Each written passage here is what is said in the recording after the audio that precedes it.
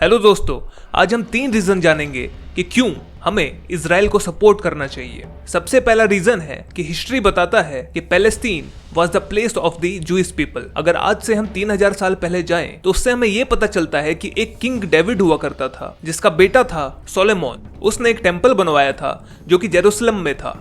और ये बात मैं नहीं कह रहा, ये बात आर्कियोलॉजिकल सोर्सेज भी बताती हैं और साथ में ये बात बाइबल में भी लिखी गई है। और उसके 500 साल बाद इस मंदिर को तोड़ दिया गया और जो कि आज का इराक है उसको हम पहले बेबुलियंस कहते थे। उन्होंने जूइस पर अटैक कर दिया और उनको वहां से बाहर निकाल दिया। तो वहां से जूइस लोगों के ऊपर अत्याचार होना शुरू हुआ और यही मेरा रीजन नंबर 2 है जिसके कारण मैं सपोर्ट करना चाहता हूँ इजराइल को।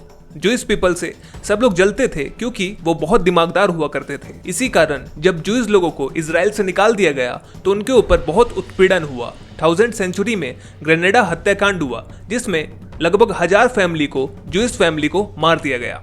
और किसने मारा? जो मुस्लिम भीड़ थी उन्होंने 1000 लोगों को टपका डाला। और ये आंकड़ा सिर्फ हिस्ट्री में लिखा हुआ है, यह आंकड़ा और भी हो सकता है। और इसी सेंचुरी में पहली रिलीजियस घटना हुई जिसमें बहुत सारे जूस को मारा गया और क्रिश्चियन बनने पर मजबूर किया गया।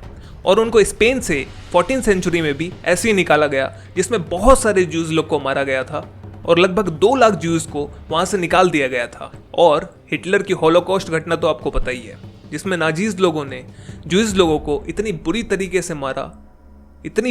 से मारा कि रोंगटे खड़े हो जाते हैं। और ये बात दुनिया में सबको पता है कि लाइन में खड़े कर देते थे और गोलियों से भून देते थे, आग की भट्टी में डाल देते थे और मार दिया करते थे। और ऐसे में बेचारे ज्यूस जाते तो जाते कहाँ पे।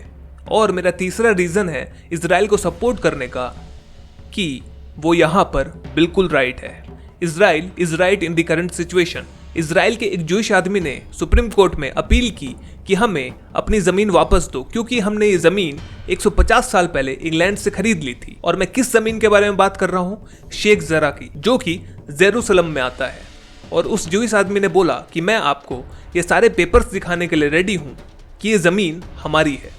फिर सुप्रीम कोर्ट ने शेख जरा में रहने वाले लोगों को कहा कि ये जिसकी भी जमीन है, जूइश लोगों की जमीन है ना, तो आप एक काम करो, उनको रेंट दे दो। लेकिन पैलेस्टीनियन ने पता है आपको क्या कहा? बोला जी नहीं, हम रेंट भी नहीं देंगे और हम कागज भी नहीं दिखाएंगे।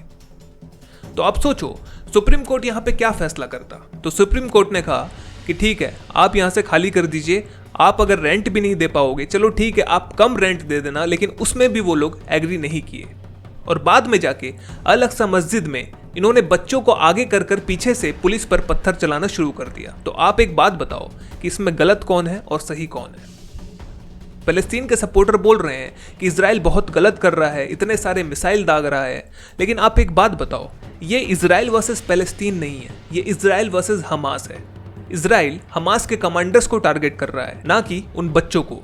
और अगर पैलेस्टीन में कोई बच्चे की डेथ हो जाती है तो सब लोग चिल्लाने लगते हैं कि देखो बच्चे को मार दिया। लेकिन आपको पता है कि हमास की जानबूझ के प्लानिंग रहती है कि हम वहीं पर छुपेंगे जहां पर बच्चे होंगे, फैमिलीज होंगी।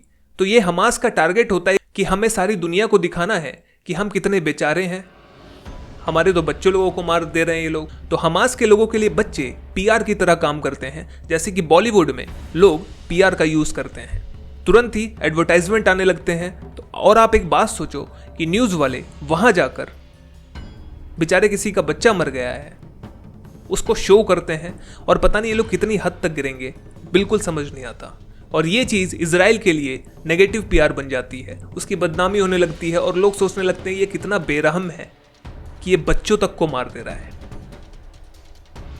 लेकिन आपको पता है कि इजराइल जब भी कोई रॉकेट किसी घर पर गिराता है तो वो सबसे पहले टैप करता है। टैप का मतलब कि वो आग्रह करता है कि आप लोग यहाँ से निकल जाइए। 10 मिनट पहले एक छोटा सा दिवाली के पटाखे जैसा बम फोड़ता है जिससे पता लग पाए कि भाई आप लोग यहाँ से निकल जाइए। पर वही बात है ना कि अच्छे लोगों का साथ बहुत कम लोग देते हैं। और इजराइल अपने अस्तित्व के लिए लड़ रहा है क्योंकि अगर उसके हाथ से इजराइल गया तो वो पूरे दुनिया से ही गया।